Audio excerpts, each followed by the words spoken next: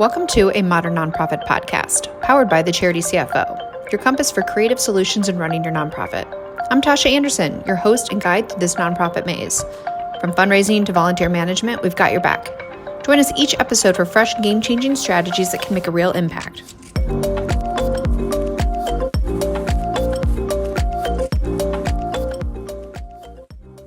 Nonprofit friends, welcome back to another episode of a Modern Nonprofit podcast. I'm your host, Tosha Anderson, and I am here with another new friend that I like to bring along every single episode. And in this case, this is a little bit of a wild card for you all. I know we don't always have a lot of nonprofit leaders, but I brought along one today to share a little bit more about her story and how her experience has been working in the nonprofit industry. So, Alyssia Palacios-Woods, welcome to a Modern Nonprofit podcast. Thank you so much for taking time out of your super busy schedule to talk to us today about women in leadership, one of my favorite topics.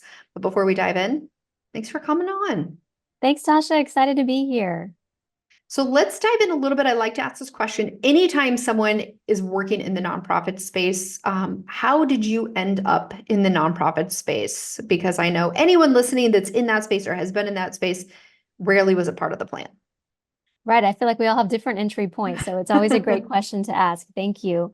My background is in design and advertising, and growing up, I always wanted to be a graphic designer. And so I followed that path. And then 2 years into working in graphic design roles, I decided, well, I really want to use all my skill sets. I really want to help people. I really value helping people. And so I decided to look for jobs in the nonprofit space. And I was pretty particular with my jobs. I wanted a growth opportunity. I was trying to really lean into all the different skill sets that I had, and ended up applying for a director of development position at a nonprofit here in Central Texas. And they gave me the job, which I think is somewhat of a trust-based move, because maybe a testament to my confidence and how I could talk about transferable skills.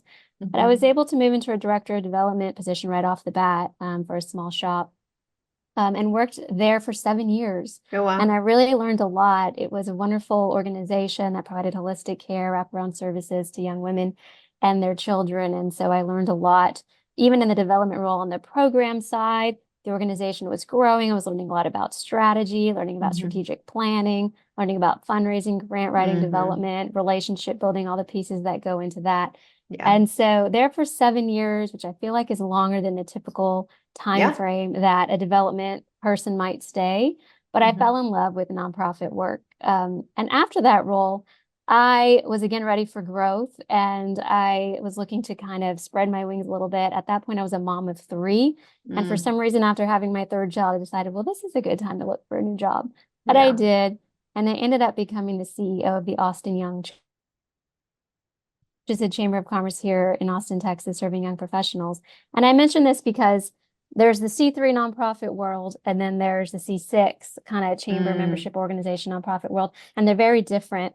But I feel like having those 2 roles right off the bat really shaped my perspective of how much things are interconnected and how much different sectors have to work together to solve some of our most complex problems in society and in our communities. And that really continued to form and grow my relationships, my network, my strategy. And then from there, I was able to move into this executive director role at Capital Idea, which is an incredible organization, which I hope to share more about. But those early experiences and being able to have people around me who kind of supported me, believed in me, trusted in me, and allowed me to grow really shaped and helped me create a career pathway here in nonprofit work. Yeah, and you shared, a bit of kind of your career trajectory and how you kind of wove in and out of, some of these roles, or at least got into the nonprofit space is probably a turning point for you.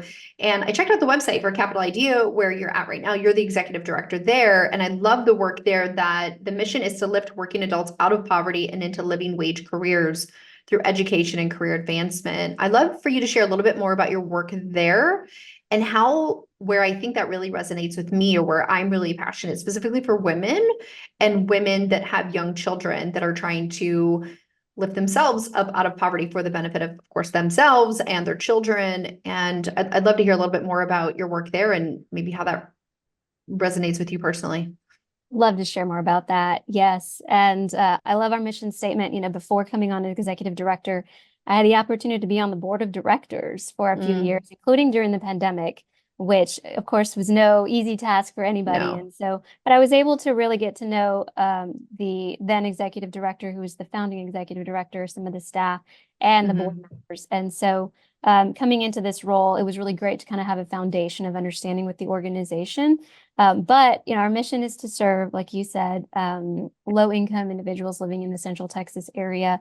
And beyond what the mission statement says, we provide 100% paid tuition fees, books, wraparound services for our Mm. students, and we serve almost 1,000 students a year, so pretty significant. And they're working in a lot of different career areas, but mainly healthcare and Mhm. IT careers, trades, and advanced manufacturing, which are some of the really high demand careers Yeah. here in Central Texas. And Capital Idea will only support a career that offers three things: one, a living wage, a family sustaining wage, benefits, and a continued Mm. career trajectory and pathway. So we are moving people out of poverty and into the middle class, really. Mhm. We look at what people make when they come into our program and then what they make after going through our program. Mainly, we're training for associate degrees, and we calculate what they make when they get placed in that new job post graduation. And it's significant. So, Mhm. for instance, last year, the average starting wage of our graduates was $66,000, Wow. which is like Wow. over 200% more than what they made when they started with our program. So significant increase in earnings, significant increase trajectory in what they can earn in their lifetime, significant changes to their family, really creating intergenerational change.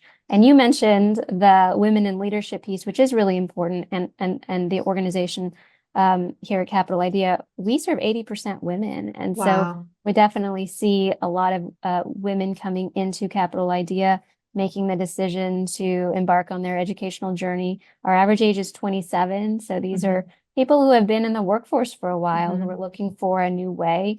And so they come and they really invest a lot of time and energy going to school, as well as working, as well as caring for their families Right. and doing all of that, balancing all of that. And so we really look at Capital Idea as the support that helps get them through. We can help reduce some of the worries and fears that go along with going back to school. We can pay for Mhm. tuition. We can help align resources in the community, childcare, Childcare. transportation, any Mhm. emergency assistance, trying to stabilize them on their path. That way they can reach that finish line, which graduation is a huge milestone for us, but the ultimate Mm. end goal is placement in that new career. We're a workforce agency. And so we really help them from, we like to say, from start to hired, all the way through that finish line. It's incredible the amount of barriers that, a woman, especially at that age group, especially if they have children, all these different barriers to be able to just stay in the workforce, especially over the pandemic with childcare issues. Don't even get me on that rant. It's not the topic today, but I'm pretty passionate about the barriers that women face in leadership, or at least starting their careers, much less staying in their careers, and things that you just mentioned, whether it's going back to school, childcare, unforeseeable like emergencies, all of these things that are coming up that are, I'm finding women are being pulled out of, the workforce. And I saw this especially true in the era of the pandemic because, I offer accounting services and I worked with nonprofit organizations, and I had the flood of, nonprofits reach out to me because a lot of the accounting solutions they were working with were, women that were serving in kind of a part-time controller capacity. Mhm. Maybe they just did it a bit of a gig, but as soon as their children were at home or they didn't have childcare or things were,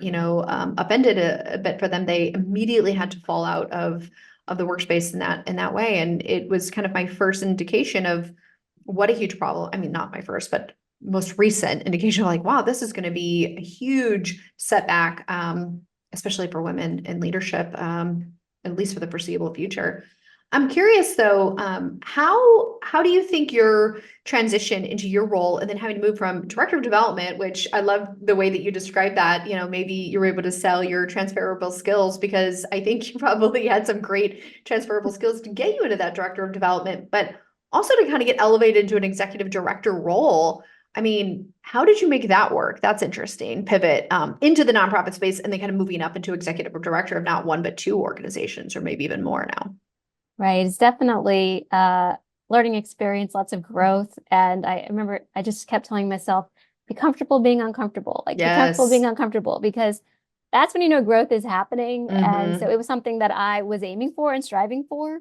And so director of development at the nonprofit. And when I was ready to look for my next position, I knew I wanted that growth. And I knew I wanted an organization that would offer me flexibility as, Flexibility. a young mother and to be able to be with people who support me. And I think for me, that was key in being able to move into an organization that was a good culture fit for me in my goals. And to really, for any individual who's looking to make a career change, to understand kind of what they value the most and to look for organizations and to kind of do research around, well, is this the right fit for me for where I'm at right now in my life? And so at that time, making that transition was really difficult, and I'm really grateful to the people who were around me, who were my resources and my support. I like to think as an executive director, as a CEO, you can't know everything, but you can surround yourself with people who do know parts of things that you need to know, and you can lean on and ask and work in teams to be able to think about it as a group and come to a decision that makes the most sense. And I ran an organization through the pandemic, and that was really hard because everything was great, and I felt like I saw so many leaders struggling through that because none of us had ever seen that before. Leaders of all ages struggled through that because we had never seen that before. And so there were a lot of things within contracts, within finance, within policy that we had to look at and reassess. And it was a really hard time. But I'm grateful for the experience, and it really helped me grow even more. And I'm grateful for working for a chamber because chambers are natural points of connection. They reach out. I mean, I was able to really get a sense of, government contacts and higher education and academia and the businesses and nonprofits, and just kind of spread that awareness and understanding of how they're all working together and use that as a leverage point for future positions. And it really was a great fit here in Capital Idea because it kind of combined my past experience and my roles, because Capital Idea is so workforce development oriented. So you're talking about training people through to businesses, but you're also a nonprofit and you're collaborating with other nonprofit partners. And so you're really working together and trying to develop collaborations, partnerships, and strategy to support. But it was challenging, and there are moments where you think, oh wow, like, what am I going to do? But I think what's helped me the most is recognizing and understanding that there are people around me that I can talk to, lean on, and who will support me as well. So how do you think that has impacted the way you lead now, like your own experience and how challenging that was for you? I'm curious, like, how do you think that's impacted how you lead your organizations? Right. When I was thinking back, because we were having this conversation on my past roles, and I realized that pretty much all of my managers and our superiors, owners have all been women in my past. So unintentionally, but definitely, I think something that has shaped how I have become a leader and how I think about leading. And you have different styles of management, and I think being led by women in my past has really allowed me to see a different way and a different approach.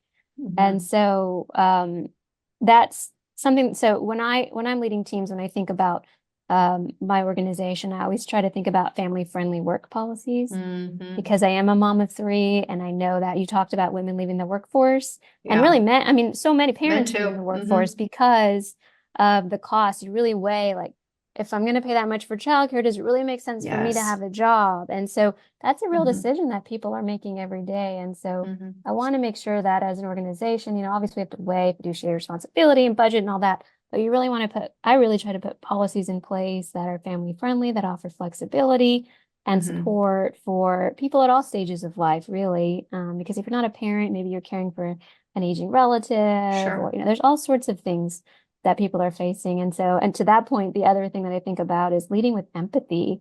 And I maybe thought about that a little bit before the pandemic, but I definitely came right forefront during the pandemic, because during the pandemic, I learned that people were going through things and you didn't know what that was going to be. And so I felt that we always had to start with a check-in, like, hey, how you doing? Everything okay? Anything I can help you with? Really having that empathy connection to check in with people and to bring that into the workplace as something that's okay to do, and to make sure that if there's anything that we can do to support an employee or a person, that we think about that and we see whether it's something we can do or not, but to be intentional about having that conversation. I love your example of empathy, especially learning through the pandemic. It just brings back, the fact that we were all dealing with a similar thing. We were all living through this pandemic, but how it showed up in our individual lives was very, very much different, right? For example, I had a kindergartner rising into kindergarten at the time, but I was fortunate. My husband, well, at the time he worked for a school, so he was conveniently home, and was able to support me as I had my head down and focused on making sure my nonprofits were staying afloat. Different than, friends of mine that were first responders and they had kids at home and yet they have to go to work. It's like we're all dealing with something similar, but it shows up very differently. And so having empathy, I think is absolutely critical. And I love your point about, kind of family-centric policy. And I think that, all smart leaders of any business, for-profit, nonprofit, or anywhere in between really has to consider this right now. You brought up a lot of some common issues that working parents, not just moms, but working parents in general are facing right now. And it's interesting, this company I started 8 years ago in response to my own struggle to find balance. At the time, my daughter was 1 year old when I started this company, with the plan. It's like something has to give, and I don't know what it is, but for now I have to live into my role as a parent to this new child. So, now my experience through that is being a working mom of a school-age kid. Everything I do, I think about how do we create policies that are supportive to people just showing up for life? And like you said, sometimes we think about just children, but you bring up a good point too, with aging parents or other relatives or siblings, or any family members that might have any sort of, extra, need for extra care, something to constantly be considering. And how can we create flexible environments that allow people to not, as I like to call it, not have to choose between work or their life. Yes, in a practical sense, the work has to get done, but how can we offer them the flexibility to respond when life happens? Because it happens to all of us. So Right. I love love that. that. And you're right. You have to balance as a leader too, that flexibility with okay, meeting goals, right? Delivering on our mission. But it is possible if you have good metrics and if you're offering flexibility and metrics are still being met, then things are going well. And I think the intangible too is it's hard to measure increased productivity because of workers feeling supported, workers enjoying where they're at, workers, really connecting to mission, all of those things. But that comes through in KPIs and metrics and kind of meeting goals. And so that's something I think about too. And I think we always have to constantly challenge ourselves on, because I feel like there's this kind of work mentality, the like kind of strive hard, work hard, be there early, stay late. And then there's this new mentality of, okay, like what if I just came in on time and and I met my goals and I did all that and I have time for family and all the other things that are a part of our lives. And so I know that that's some of the things that we have to keep challenging ourselves on, and kind of thinking about how we approach work, how we look at work, and how we treat our employees. I read this. I'm curious to hear from your perspective, and I'm sure you've had many conversations with your experience in workforce development and working in the nonprofit space with other leaders of nonprofits, especially in your community. But I read this staggering statistic the other day that said that the nonprofit industry has higher turnover than any other industry in the labor market, which is pretty surprising. And more specifically than that, the administrative side of nonprofits is even worse compared to any other, I guess, sector, or not sector, but function, if you will, of a nonprofit. And it's interesting because I work with a lot of nonprofit organizations that are struggling to find talent, retain talent. And I think we can all agree that I don't even know what the statistics are, but I know it's pretty high that women, especially in the nonprofit sector, disproportionately make up a higher percentage of leadership roles, or if nothing else, employees as a whole from many of these types of nonprofits. And so it's like, what can we do as an industry to show up and support women in the workforce, not just to get them to enter into the workforce, to stay into the workforce. But obviously these are future leaders of these organizations too. And I see this continuing to be a real problem with, I don't know, you're in Texas, but I'm in Missouri, the childcare crisis, which I think is nationwide. It's here And too, definitely. the financial implications of having to choose between these sorts of things. I mean, it's a real conundrum because the nonprofit world is also trying to compete with the for-profit world on the benefits that they can offer and the ability to work from home or have flexibility or paid parental leave, or all of these policies or benefits that are, I think, being given by their for-profit counterparts. It's like, how do you just like compete? So I'm curious, like, if you've had these conversations or talked about this within your organization for yourself or with peers. I don't know, kind of what do you see as the future of women in leadership with all of these things we're battling right now? You're right. There's a lot of complex issues that are definitely coming to head here. And through every generation, through every cycle, I feel like there are always some sort of complex issue that we're working to solve. And definitely For sure. childcare is one of the hardest right now. And Central Texas is in the same boat as well, as where you're at. So I think Capital Idea is 25 years old. And so we're fortunate, and I'm fortunate that my predecessors in the organization has built strong policies, even when I came in, and provided really great benefits.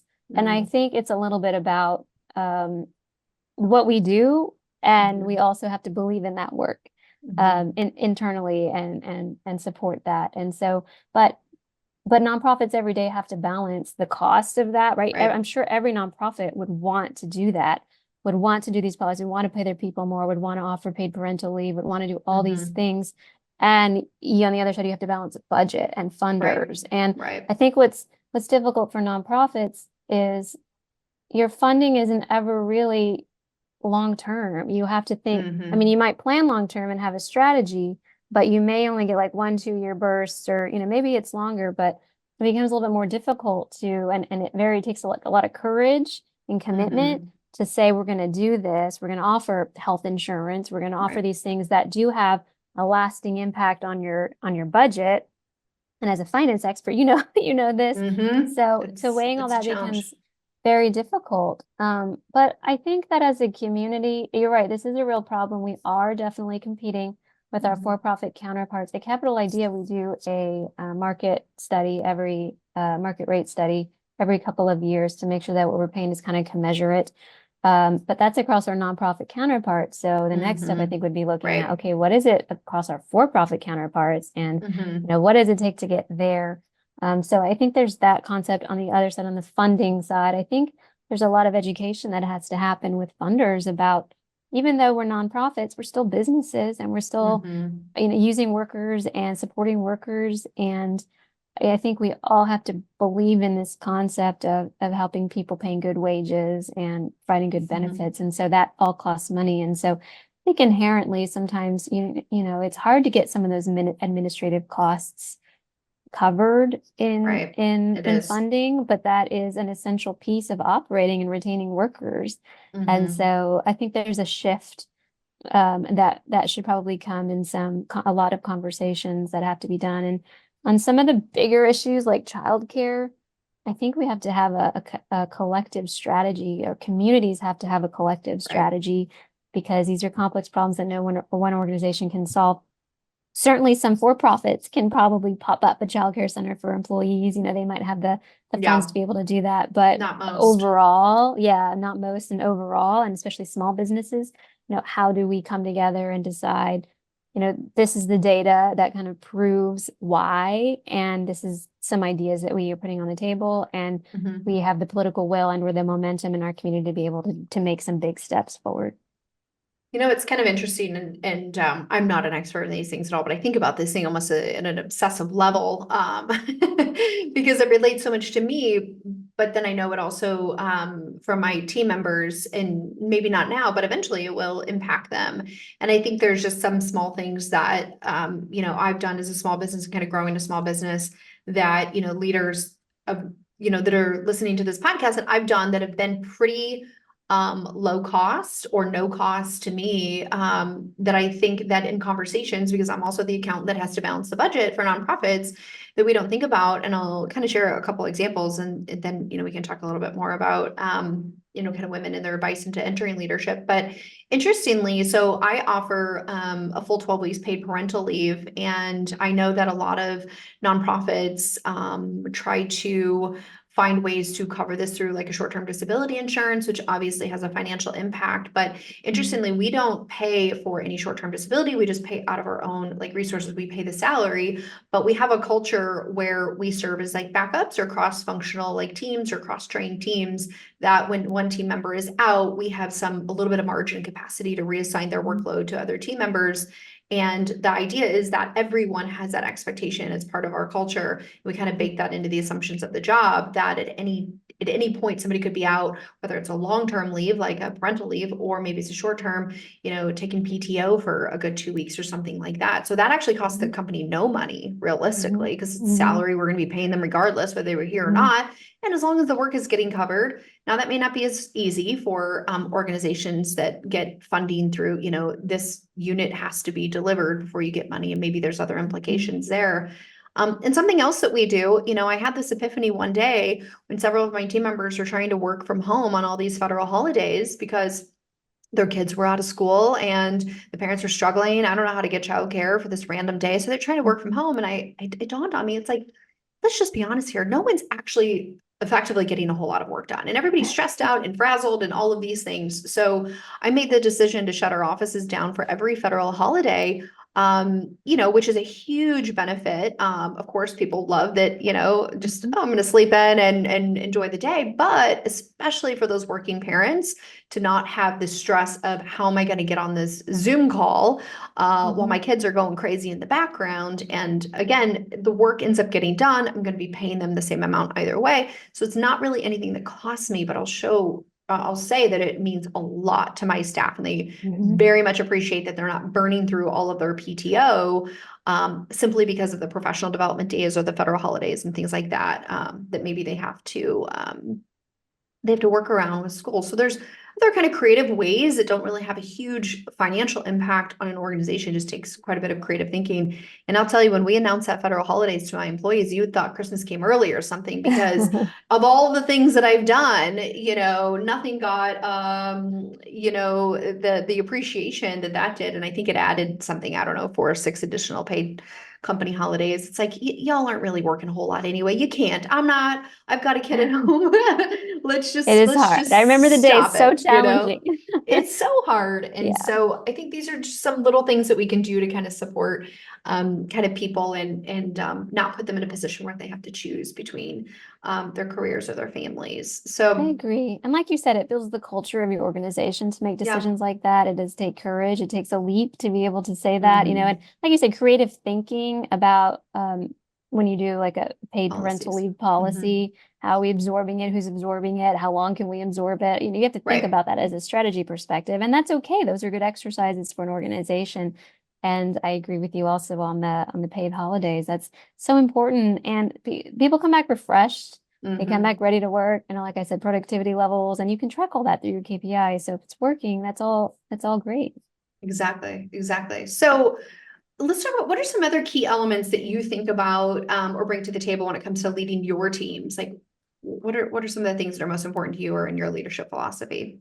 Professional growth is another one that comes to mind, especially working at a young chamber and kind of having that in my background, thinking about how are people growing, how do they want to grow, and really thinking about it too, and not just how does our organization want them to grow, but how do they see themselves growing, and to be okay with people growing out of your organization, right? To get them to a place where they're ready for a next step, and we would love for that to be in our organization, but what is the next step for them? How are we building our community as a whole?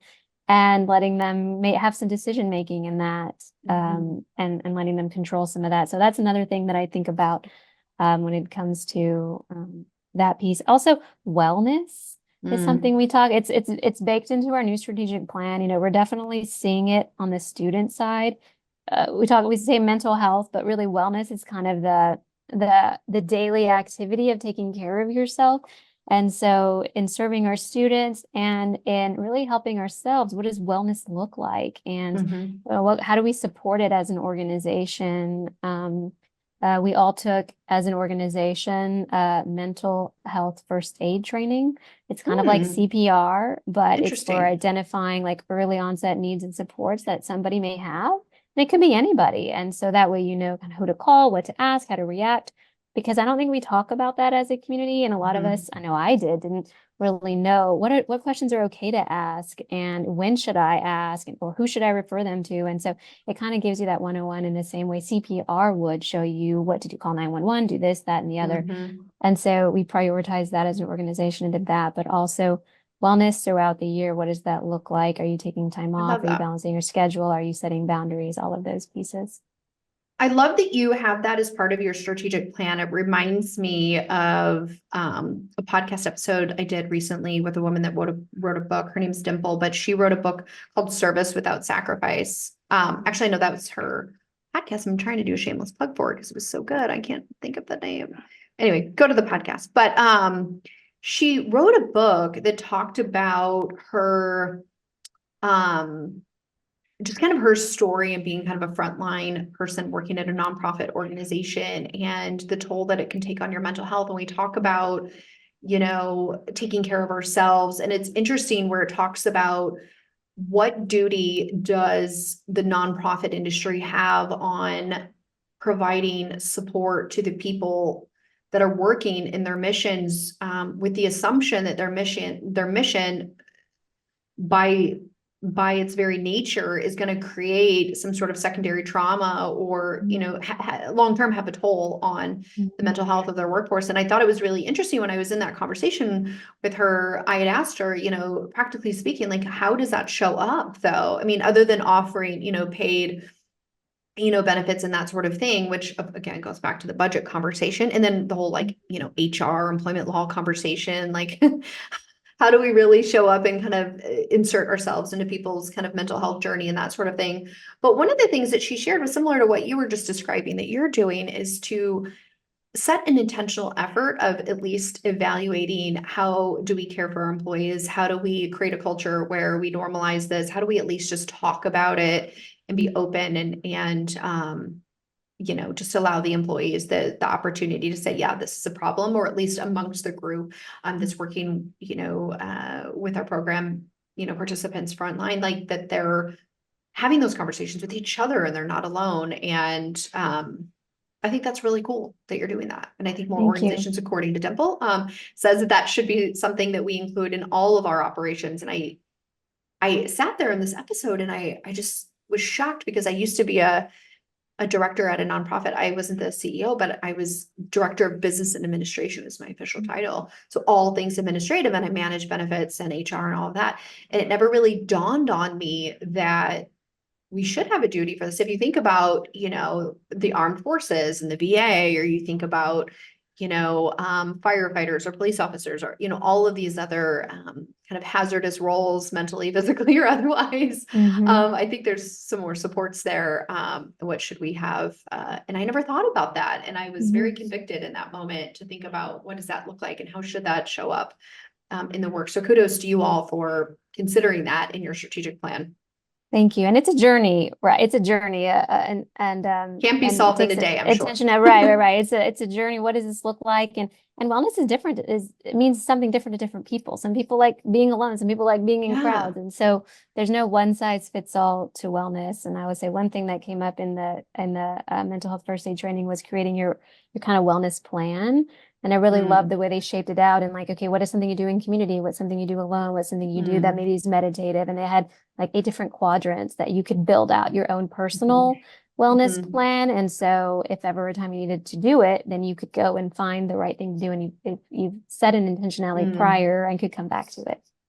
I love that. So we're coming up on time, but I want to ask you before we wrap up, what is one piece of advice that you might give a woman that's just kind of starting on her leadership journey?